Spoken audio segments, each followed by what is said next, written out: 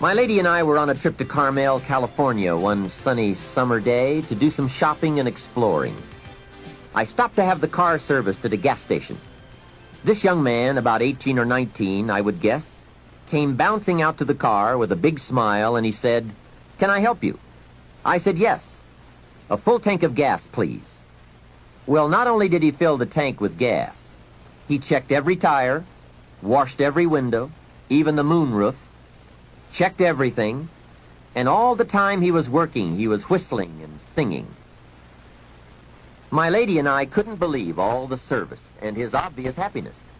The young man brought me the bill, and as I was signing it, I said, "Hey, you really have taken good care of us. I appreciate it." And he said, "I really enjoy working. It's fun for me. I get to meet nice people like you." We couldn't believe it. This kid was something else. I said, "My lady and I are going to Carmel, and we want to drink one of those $2 milkshakes on the way up there. Where is the nearest Baskin-Robbins?" He said, "That's a great idea. Baskin-Robbins is just a few blocks away." And he told us where to find it. And he said, "Don't park out front. Park around to the side so your car won't get hit." What a kid. So we drove to Baskin-Robbins, walked in, and checked the flavor board, and ordered milkshakes. However, instead of ordering 2 milkshakes, we ordered 3. Then we drove back to the station. The young kid dashes out to the car again and says, "Hey, I see you got your milkshakes." I said, "Yes, and this one is for you." When I offered it to him through the window, he couldn't believe it. He said, "For me?" I said, "Sure. With all the fantastic service you gave us, I couldn't leave you out of the milkshake deal." He said, "Wow, no one has ever bought me a milkshake." I said, "That's probably true. Have a nice day." Then I buzzed up the window and we drove away. When I looked in the rearview mirror, there he was, holding that milkshake, a big surprised smile on his face. Now, what did that cost me? Only $2. Hey, I've enjoyed and shared the memory of that experience 100 times. For just $2. Remember, it's not the amount that counts. It's the style. That same day, I guess I was feeling extra creative. When my lady and I got to Carmel, I drove straight to the flower shop. We walked inside, and I said to the florist, "I need a long stem red rose for my lady to carry while we go shopping around Carmel." She was some impressed. The florist said, "Well, we sell them by the dozen." I said, "I don't need a dozen. I just need one." He said, "That'll cost you a couple of dollars for just one." I said, "Wonderful. There's nothing worse than a cheap rose." I selected the rose, handed it to my lady, and said, "Here, carry this while we stroll around town." She was impressed. And the cost? $2. Just $2. A couple of hours later, we were having some refreshments, and my lady looked across the table and said, "Jim, I just thought of something." I said, "What's that?" She said, "I think I'm the only lady in Carmel today carrying a rose."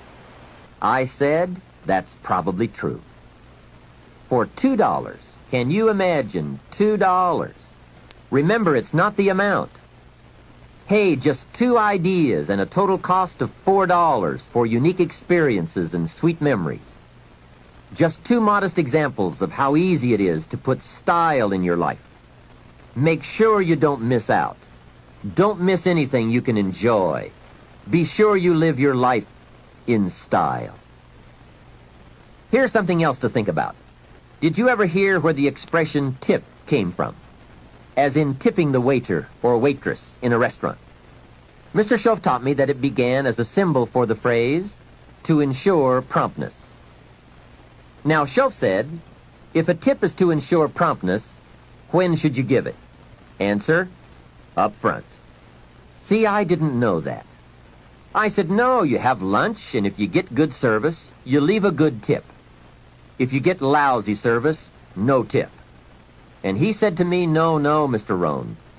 Sophisticated people don't take a chance on good service. They ensure good service by giving the money up front. I said, wow, what a way to live. I had never thought of that. So the next time you have someone special to take to lunch, call the waitress over, arm around the shoulders and say, "Here's $5. Would you take good care of me and my friend? Shof said you won't believe what happens." They do what's known as hover. They hover around your table.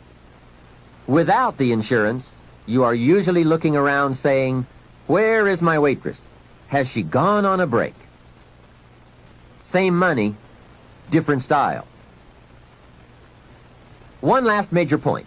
Life in style is also life in balance. Make sure you pay attention to all the values and dimensions of your life. One is family. If you have someone you care about, there is no value to match that. One person caring for another is life in the best of style and value. Protect it with a vengeance. If a chair gets in the way, I suggest you destroy the chair. It was wisely said so long ago, but is still true for today. There are many treasures, but the greatest of these is love.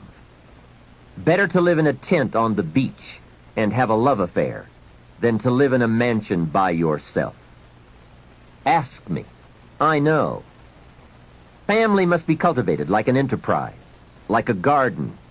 Time and effort and imagination, creativity and genius must be summoned constantly to keep it flourishing and growing. Next is friendship. A priceless value, friendship. Friends are those incredible people who know all about you and still like you. Friends are those people who are coming in when everyone else is leaving.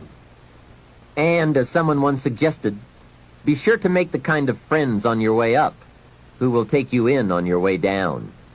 Life is a bit of both up and down. But with true friends, friends who care regardless of your circumstances, the ups are more automatic and the downs less devastating. Traveling around the world, I have made some unique friends. I've also got some strange friends. One of them is a thief. He steals, but you'd love him. He's really a neat guy, but he really does steal. Now, he's not a big thief. He's just a little thief, but he is a thief. Once in a while, someone reminds me, "Your friend steals." I say, "I know. What can I do?" I talk to him about it. He's just my thieving friend. I do have one very special friend, though.